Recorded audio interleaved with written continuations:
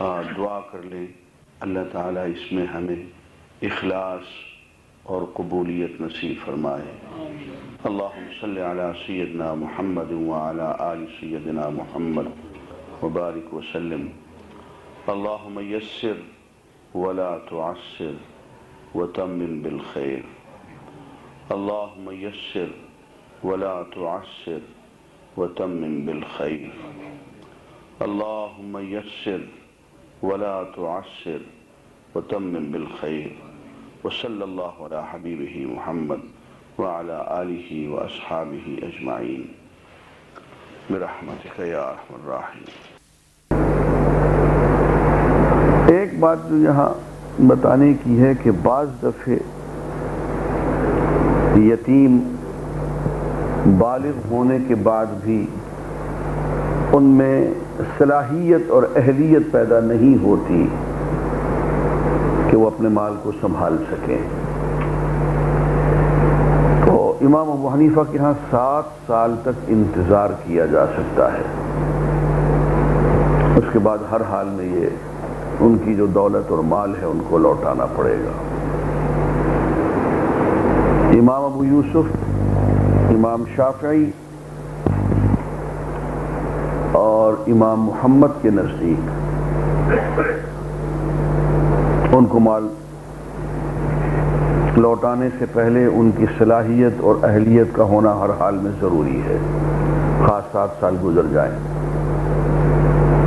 ہاں، ایسی شکل میں ان کا معاملہ عدالت کے سپرد کر دیا جائے گا۔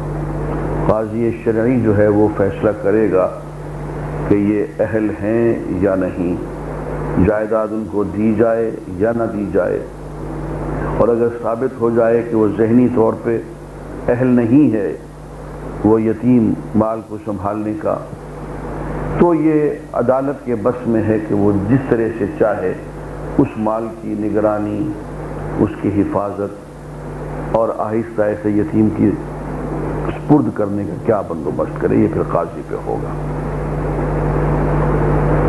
اس میں جس چیز سے سختی سے ڈرایا گیا ہے، وَتَأْكُلُونَ التُّرَاثَ أَكْلًا لَمًّا، تم یتیم کے ورثے کا مال ہڑپ کرنے کے در پہ رہتے ہو۔ وَتُحِبُّونَ الْمَالَ حُبًّا جَمًّا، مال سے بڑی تمہیں گہری محبت ہے۔ حضور اکرم صلی اللہ علیہ وآلہ وسلم نے ارشاد فرمایا وَحَرِّجُ مَالَ الضَّعِيفَيْنِ الْمَرْأَةُ وَالْيَتِيمُ، دیکھو اس دنیا میں 2 ہستیاں بہت یتیم ہیں، بہت ضعیف ہیں، کمزور ہیں، میں ان کے مال میں دیانت کرنے کی تمہیں تاکید کرتا ہوں، اور ہر بددیانتی سے میں تمہیں ڈراتا ہوں اور متنبہ کرتا ہوں۔ ایک عورت کا مال، ایک یتیم کا مال، ان دونوں کے مال میں کسی طرح سے خرد برد کرنے کی کوشش نہ کرنا۔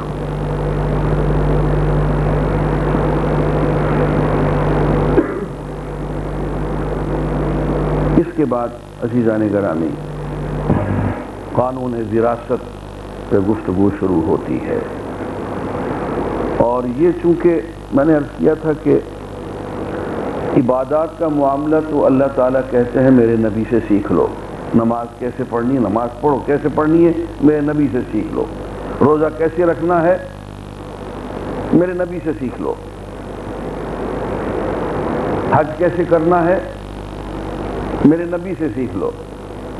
لیکن جہاں معاملات کی بات آتی ہے، لین دین کی بات آتی ہے، تو اللہ تعالیٰ خود کلاس روم میں آ کے بیٹھ گئے ہیں، خود پڑھانا شروع کر دیا، اور ایک ایک تفصیل قرآن مجید میں بیان کر دی۔ اس سے معلوم ہوتا ہے کہ الدین المعاملہ، دین اصل میں معاملے کی درستگی کا نام ہے۔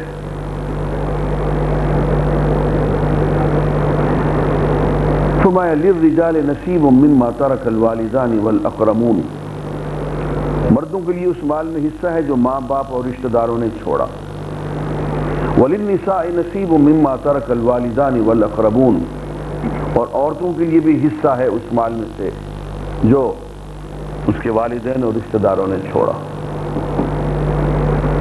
قل منہ او کثر، مال خواہ تھوڑا ہو خواہ زیادہ ہو تقسیم تو کرنا پڑے گا. نصیبا مفروضا، اور کس طرح سے تقسیم کرنا پڑے گا یہ ہر ایک کا حصہ اللہ نے واضح طور پہ مقرر کر دیا ہے. اس میں تمہیں اپنی طرف سے کسی سوچنے کی ضرورت نہیں ہے اور نہ تم اس کے مجاز ہو.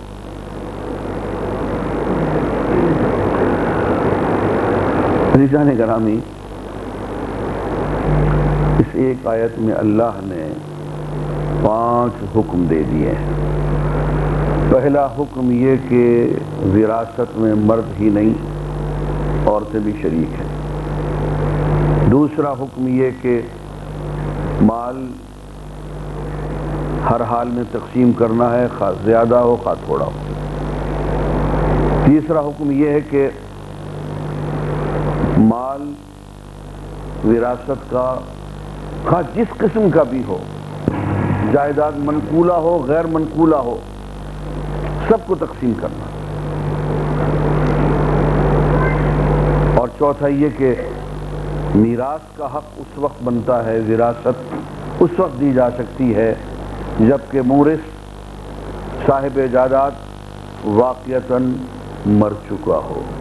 یہ نہیں کبھی میں ہسپتال میں داخل ہوا اور ادھر سے سارے حصے بٹوارے ہو گئے وہ بجی سی لہتا ہے سارا کچھ، یہ نہیں، مرنے کے بعد. پانچواں یہ کہ قاعدہ یہ ہے کہ قریب ترین رشتہ دار کو وراثت ملے گی، دور کے رشتہ دار کو اس وقت ملے گی جب قریب کے رشتہ دار نہیں ہوں گے. یہ 5 قاعدے. اسماء وَإِذَا حَضَرَ الْقِسْمَةَ أُولُو الْقُرْبَى وَالْيَتَامَى وَالْمَسَاكِينَ فَارْزُقُوهُم مِّنْهُ. اور اتفاق سے موت کے وقت یا تقسیم وراثت کے وقت دور کے رشتہ دار بھی آ گئے، ان میں کچھ یتیم بھی ہیں، مسکین بھی ہیں، غریب بھی ہیں، تو ان کو بھی تھوڑا سا دے دیا کرو. دلداری سے پیش آؤ. اور کون دے؟ وراثت میں سے نہیں ملے گا. وارث جو لے لیں تو اپنے حصے میں سے تھوڑا تھوڑا ان کو دیں کہ وہ خالی ہاتھ نہ جائیں.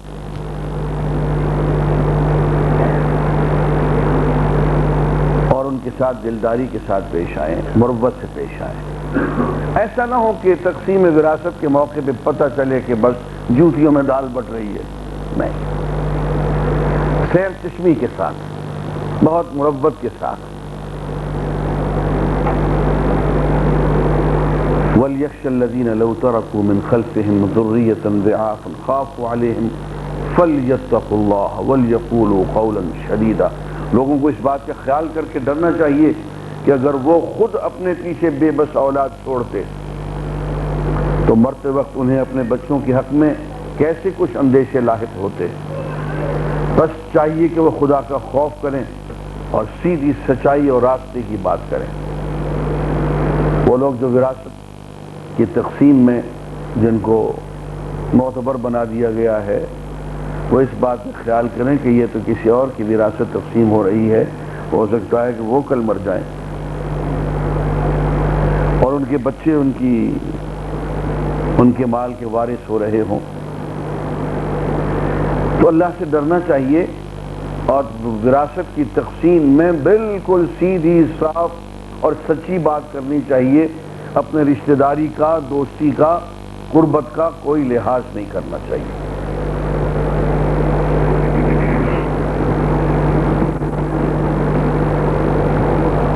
اور ان الذين يأكلون اموال اليتامى ظلما انما يأكلون في بطونهم نارا وسيصلون سعيرا. اور جو لوگ یتیموں کا مال کھا لیتے ہیں کسی بہانے سے، کسی طریقے سے، تو یوں سمجھ لیں کہ وہ آگ کھا رہے ہیں، اپنے پیٹوں میں آگ بھر رہے ہیں.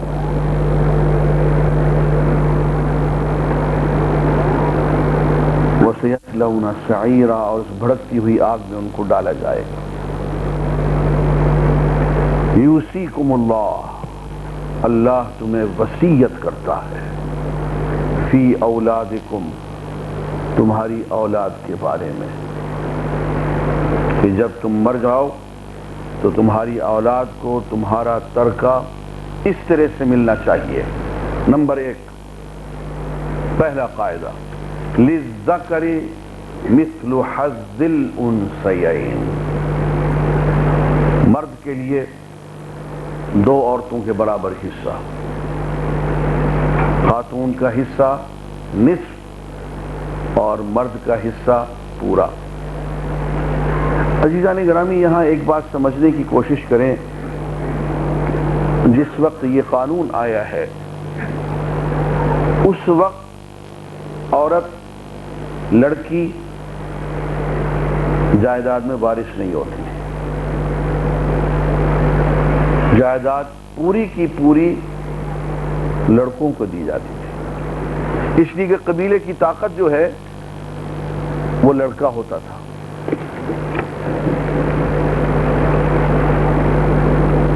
قبیلے کا محافظ لڑکا ہوتا تھا، لڑکی نہیں۔ تو لڑکی کا حصہ بھی لڑکے کو دے دیا جاتا تھا، بیٹی کا حصہ بیٹے کو دے دیا جاتا تھا۔ اسی طرح سے بیوی بھی وراثت میں شریک نہیں ہوتی تھی، خاوند کے بیٹے، بھائی، وہ سب کچھ چھینا جھپٹی کر کے لے جاتے تھے، بہنوں کو، بیٹیوں کو، بیویوں کو وراثت میں شریک نہیں کیا جاتا تھا۔ اچھا، اس دور کی مصیبت یہ ہے کہ وہ کہتے ہیں کہ لڑکا اور لڑکی کا حصہ برابر ہونا چاہیے، یہ لڑکی کا حصہ آدھا کیوں ہے؟ یہ دوسری گمراہی۔ اسلام نے بعض مصلحتوں کے پیش نظر لڑکی کا حصہ مقرر کیا اور کہا کہ اس کو دینا پڑے گا، لیکن مرد کے مقابلے میں آدھا۔ اس کی مصلحت میں آپ کو ابھی سے عرض کر دوں کہ اسلام میں ایک نظام ہے جس کو ہم ولایت کہتے ہیں، گارڈین شپ۔ گارڈین ولی الامر ہوتا ہے،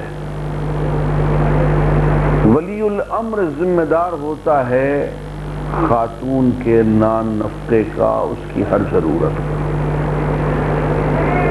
اسلام دنیا میں واحد نظام ہے جس میں ایک عورت کو، خواہ وہ بیٹی ہو، بہن ہو، بیوی ہو، کچھ بھی ہو، کوئی رشتہ ہو، اسلام یہ اجازت نہیں دیتا کہ ایک خاتون کو یا بچی کو گھر سے باہر نکلنے پہ مجبور کیا جائے اور وہ اپنا نان نفقہ، اپنی روزی خود کمائے، ہرگز نہیں۔ اگر وہ اپنے شوق سے کرنا چاہتی ہے تو اس پہ کوئی پابندی نہیں ہے، لیکن اسلام نے اس کے لیے بندوبست کیا ہے کہ وہ گھر بیٹھے، اس کا ولی الامر، اس کا گارڈین جو کوئی بھی ہوگا، وہ اس کو کما کے کھلائے گا، اس کی ہر ضرورت کو پورا کرے گا۔ بچی پیدا ہوئی، باپ اس کا گارڈین ہے، ولی الامر ہے۔ اس کی شادی ہو گئی، اب خاوند اس کا ولی الامر ہے۔ خاوند فوت ہو گیا، طلاق ہو گئی، واپس آ گئی، پھر سے باپ اس کا ولی الامر ہے۔ باپ موجود نہیں ہے، بھائی ولی الامر ہے، بیٹا ولی الامر ہے۔ کوئی رشتہ دار نہیں قریبی، جو قریب ترین رشتہ دار ہے از خود وہ ولی الامر بن جائے گا، اور حکومت اس کو مجبور کرے گی کہ اس کو نان نفقہ دو۔ اگر وہ غریب ہے اور رشتہ داروں میں کوئی بھی ایسا ولی الامر نہیں جو اس کے نان نفقے کو پورا کر سکے، تو حکومت خود ولی الامر ہے۔ یہ حکومت کی ذمہ داری ہے کہ اس خاتون کو گھر بٹھا کے کھلائے، اور یہی وہ چیز ہے جو اسلام سے نکل کے یورپ میں چلی گئی۔ وہاں آپ کو ویلفیئر اسٹیٹ نظر آتی ہے، اور یہاں آپ کو عورتیں گھروں میں برتن مانجتے ہوئے اور جہازوں پہ کیا کہتے ہیں وہ کیا ہوتی ہے یہ ایئر ہوسٹس بنتے ہوئے یہاں آپ کو نظر آتی ہیں۔ اسلام میں ایک خاتون کے نان نفقہ کا مکمل انتظام ہے، رشتہ دار نہیں دے سکتا ہے کوئی تو اسٹیٹ کی ذمہ داری ہے، کوئی بھی خاتون جا کے عدالت سے اپنا نان نفقہ لے سکتی ہے۔ اس لیے خاتون کو مکمل حصہ نہیں دیا گیا، مردوں کو مکمل حصہ دیا گیا، کیونکہ وہ ولی الامر ہوتے ہیں ایک سے زیادہ خواتین کے۔ تو پہلا قاعدہ للذکر مثل حظ الانثیین، مرد کا حصہ دو عورتوں کے برابر۔